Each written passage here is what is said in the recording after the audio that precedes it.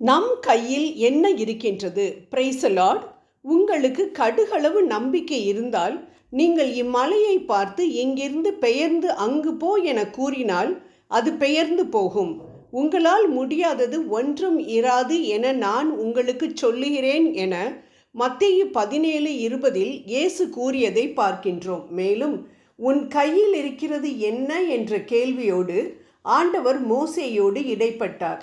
தன் மாமனாரின் ஆடுகளை மேய்த்து கொண்டு மரணத்தை எதிர்நோக்கியிருந்த மோசேக்கு அப்பொழுது 80 வயது. ஆண்டவர் கேட்டபொழுது ஒரு கோல் என்றான். அதை தரையில் போடு என்று ஆண்டவர் சொன்னதை கேட்டு அதை தரையில் போட்ட பொழுது அது பாம்பாக மாறியது. மோசே அதற்கு பயந்து விலகி ஓடினான்.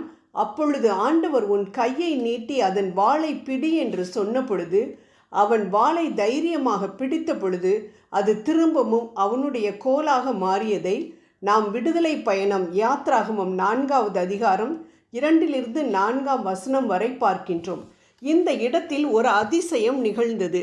சாதாரண கோல் பாம்பாக மாறியது, பின் அது திரும்பவும் கோலாக மாறியது. ஏன்? 2 நிகழ்வுகளால் அது நடைபெற்றது. அவை என்ன? கோல் கீழே போடப்பட்டது, பின் திரும்பவும் எடுக்கப்பட்டது.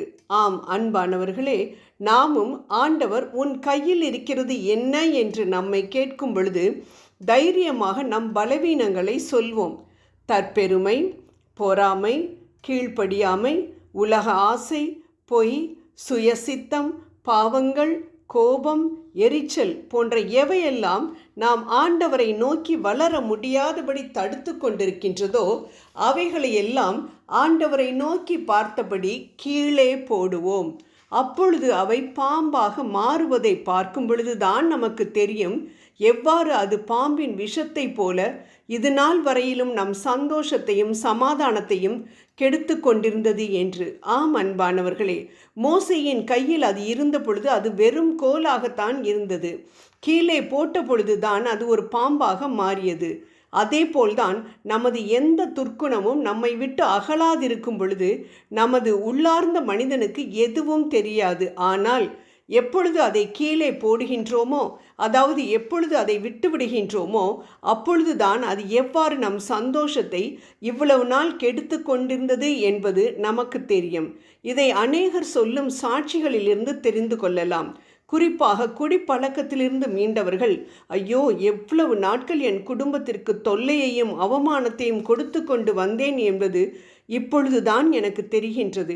இப்பொழுது தான் நானும் என் குடும்பத்தினரும் நிம்மதியாக இருக்கிறோம் என்று சொல்ல கேட்கின்றோம். ஆம், பாவ பழக்கத்தில் மூழ்கி போயிருக்கும் பொழுது அதன் தாக்கத்தை நாம் உணராதபடி சாத்தான் நம்மை உணர்வில்லாதவர்கள் ஆக்கி விடுகின்றான்.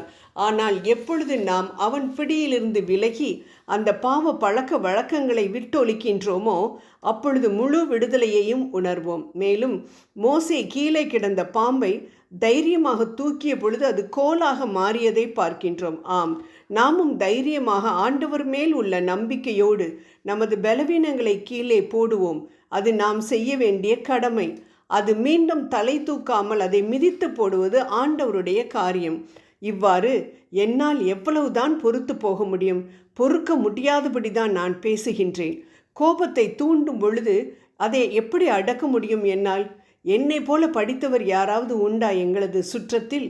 சமைப்பவர் உண்டா என்னை போல அழகு அவளிடம் உண்டா என்றெல்லாம் நம்மிடம் இருக்கும் கோலை இறுக பிடித்து கொண்டிராமல் கீழே போடும் பொழுது அவை இறை வார்த்தை என்ற கோலாக மாறி அற்புதங்கள் செய்யும். எவ்வாறு மோசேயின் கோலானது இஸ்ரவேலரை பார்வோனின் பிடியிலிருந்து விடுவிக்க 10 வாதைகளின் மூலமாக அற்புதங்கள் செய்ததோ, செங்கடலை 2ஆக பிரித்ததோ, விரைவி தீவில் அமிலைக்கீரை முறியடிக்க பயன்பட்டதோ, அதே போல நம் வாழ்விலும் அற்புதங்களையும் அதிசயங்களையும் இறை வார்த்தையாகிய கோல் செய்யும். ஆகவே நன்மைகளை காண நாம் செய்ய வேண்டிய காரியங்கள் 2. 1. பாவ பழக்க வழக்கங்களை விட்டுவிடுவது. 2வது இறை வார்த்தை என்ற கோலை இறுக பிடித்து கொள்வது. ஜெபம் செய்வோம். அதிசயத்தின் தேவனே, எங்களின் வாழ்க்கையில் பாம்பின் விஷம் போன்று எங்களின் ஆன்ம நலனை சாகடித்து கொண்டிருக்கும் அனைத்து பாவ பழக்க வழக்கங்களையும் பரிசுத்த ஆவியின் துணை கொண்டு விட்டுவிட எங்களுக்கு தேவையான பலத்தை தாரும். ஆமேன்.